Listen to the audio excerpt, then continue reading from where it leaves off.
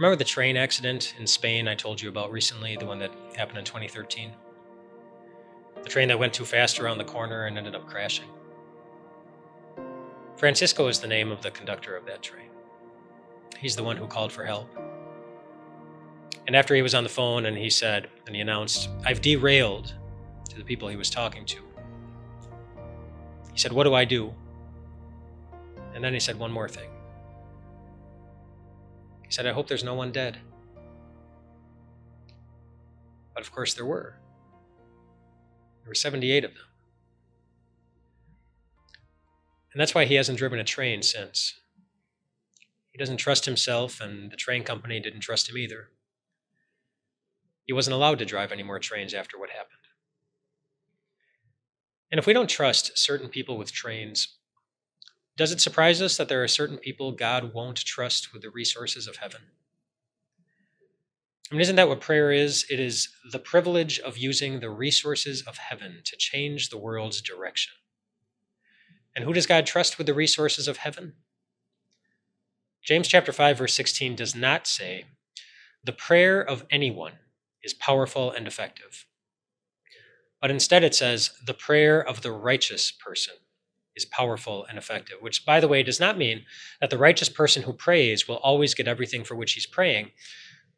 Case in point, there was no one more righteous than Jesus, whom we know regularly set aside time to get away from the to-dos of life so he could both listen to his Father and pray to his Father in heaven. And yet there was one time he asked his Father to do something that never ended up happening. On Maundy Thursday, Jesus was weary, he was troubled, he was burdened. He didn't want what he knew was coming. For the same reason you wouldn't want to be in that mess of a train that flew off the tracks in Spain. The piercing sting of iron rubbing against your bones and strangling the sensitive nerves normally protected by your skin isn't a pleasant sensation. "Take this cup from me," he begged. But his Father said no, because his Father heard another prayer from his righteous Son that evening, one that Jesus taught us to pray too. "Your will be done. Your will be done."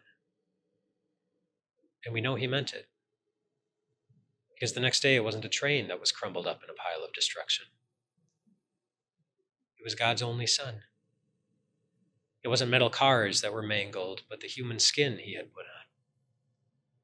It wasn't 247 passengers screaming for help, but just one innocent man whose Father answered his screams with silence, so that we could see once and for all that what God willed and wanted more than anything was you and your salvation. That's why James wants us to confess our sins to one another, in fact, so that we can remind one another that the punishment that brings us peace was upon him, and by his wounds we are healed. Or, as it says in the 5th chapter of the book of Romans, through the obedience of the one man, the many are made righteous. Righteous. And whose prayers are powerful and effective? Yours are. You who are sometimes weary, burdened, broken.